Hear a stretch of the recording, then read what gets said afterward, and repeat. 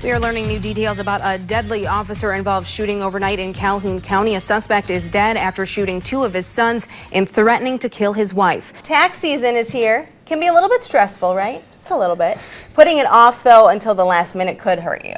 Experts believe there are some surprising signs our economy might be slowing down. U.S. employers added about 20,000 new jobs last month, but that was far below what was predicted, 180,000.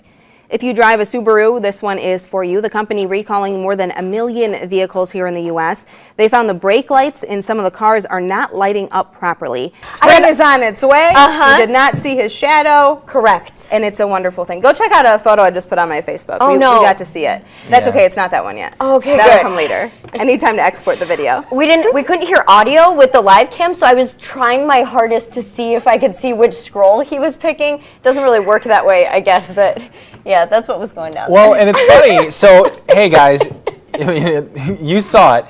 You know, we're going right to spring. Apparently. If you were to look at the 2-day forecast, just 2 days, you might think that's true. Yeah. True.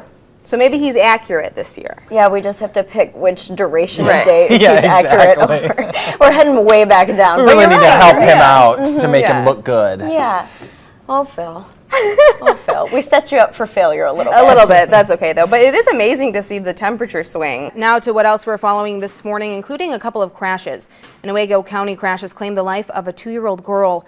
This happened yesterday afternoon near the intersection of East Baseline Road and South Elm Avenue near White Cloud. Deputies say a pickup truck failed to stop at the intersection and hit an SUV with 5 people inside, including that 2-year-old who died at the scene.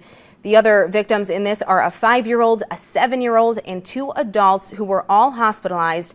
The teenage driver of the pickup and his passenger were not hurt. So far, no charges have been filed in this. The names of the victims have not been released. And in Ottawa County, a woman is recovering from serious injuries after a crash there. This happened last night on 40th Avenue near Port Sheldon Street in Georgetown Township. That's where deputies say 62-year-old Sharon Boersma lost control of her car and drove into a deep drainage ditch.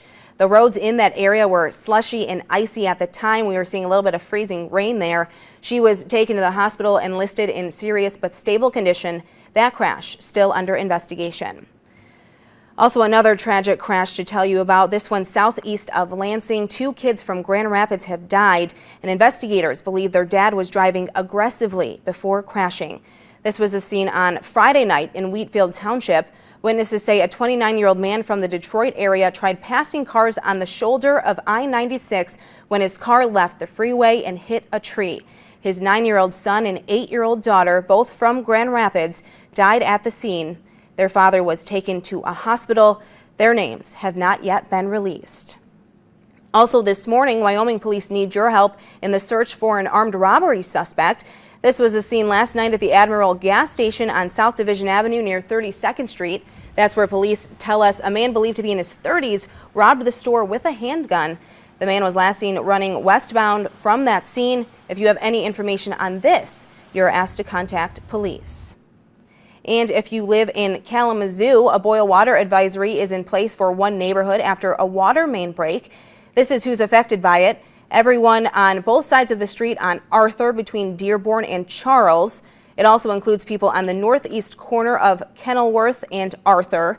We're told that advisory is only precautionary and it is expected to be lifted by Tuesday. Well, a new market has opened up for Michigan's blueberry growers, and it's halfway around the world. Vietnam has opened its doors, so to speak, to fresh blueberry imports from the U.S. It is unlikely Michigan will be able to show off our crop first, though. Other states have an earlier harvest and will ship overseas sooner, but there's still some room for excitement.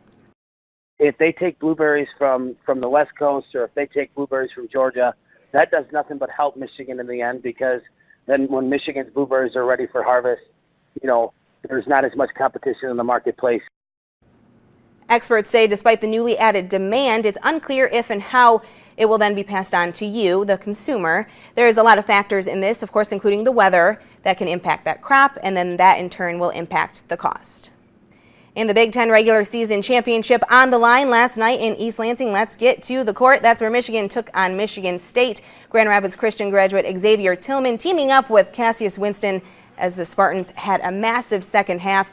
Michigan State overcame a 6-point halftime deficit to beat U of M 75-63. Joe Alicio will have your post-game reaction coming up in Daybreak Sports.